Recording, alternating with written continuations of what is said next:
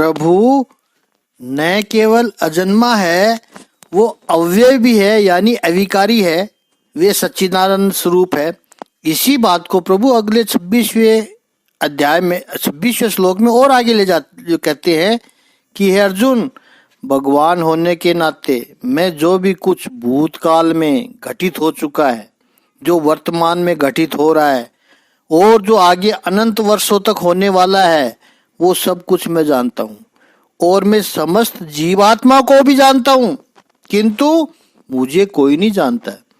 श्रीमद् भगवत गीता के भागवत के प्रथम स्कंद में, जिसमें भगवान मनु उपदेश करते हैं, उसमें ईश्वर के जो लक्षण बताए हैं कि सृष्टि ईश्वर को नहीं जानती है, लेकिन ईश्वर सारी सृष्टि को जानती है। और यही बात प्रभु इस श्लोक में कहते हैं, ये माया का खेल है। जैसे आजकल ऊंचे ऊंचे मकान होते हैं, उनमें दीवारों की जगह हाई क्वालिटी के शीशे लगे होते हैं, उन्हें ग्लास वॉल कहते हैं। उसमें हम अंदर से बाहर देख सकते हैं, लेकिन बाहर से अंदर कोई नहीं देख सकता है, पूरी प्राइवेसी होती है। तो भगवान कहते हैं मेरी माया है वो ऐसी ही है। माया जो मुझे ढककर रखती है, उसके पीछे से मैं सबको देखता हूँ, लेकिन मुझे कोई नहीं देख सकता है। जीवात्मा अल्पज्ञ होने के कारण परमात्मा को नहीं जानता है।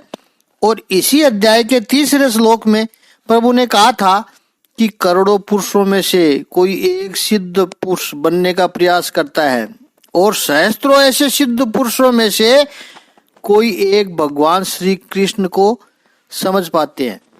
और इसका कारण प्रभु अगले 27वें श्लोक में बता रहे हैं कि समस्त जीव प्राणी जन्म के समय ही यानी सृजन की शुरुआत में ही क्यों नहीं पहचानते हैं प्रभु को। तब भगवान कहते हैं कि सृजन की शुरुआत में ही इच्छा और द्वेष से उत्पन्न हुआ जो द्वंद्व समूह है। द्वंद्व समूह कौन सा? राग द्वेष, सुख दुख, यश अपयश, ये जो डायलेक्टिक है, उसकी वजह से जीवात्मा सम्मोहित हो जाता है और इस डिल्यूजन के कारण वे मुझे नहीं पहचान पाते हैं। प्रभु कह रहे हैं कि ये डिल्यूजन का पर्दा मैंने नहीं रखा है, उन जीवात्माओं ने ही रखा है, क्योंकि मैं तो सर्वत्र हूं।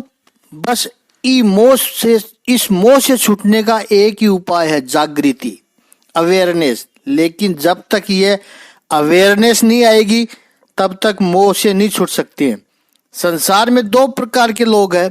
एक शूद्र यानी संकीर्ण मानसिकता वाले लोग, उनकी संख्या बहुत अधिक है, और बहुत ही कम लोग परम की खोज में निकले हैं।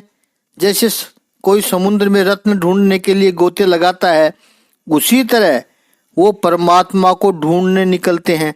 तो ऐसे महापुरुषों को त्याग में ही आनंद आता है। उनको पता है कि जितना पकड़ा है उसमें सुख नहीं है, जितनी इच्छाएं रखी है उसमें सुख नहीं है, या फिर जो छोड़ा है वो द्वेष से छोड़ा है, उसमें भी सुख नहीं है। जो छोड़ा है वो आनंद से छोड़ा है, सुख उसमें है। हमारे जो द्वंद्व है, जिससे हम सबसे ज्यादा परेशान रहते हैं, उसके 3 आधार है। एक है दूसरे लोग क्या कहेंगे, हमारे सारे सुख दुख इसी पर आधारित होते हैं कि पब्लिक ओपिनियन क्या है।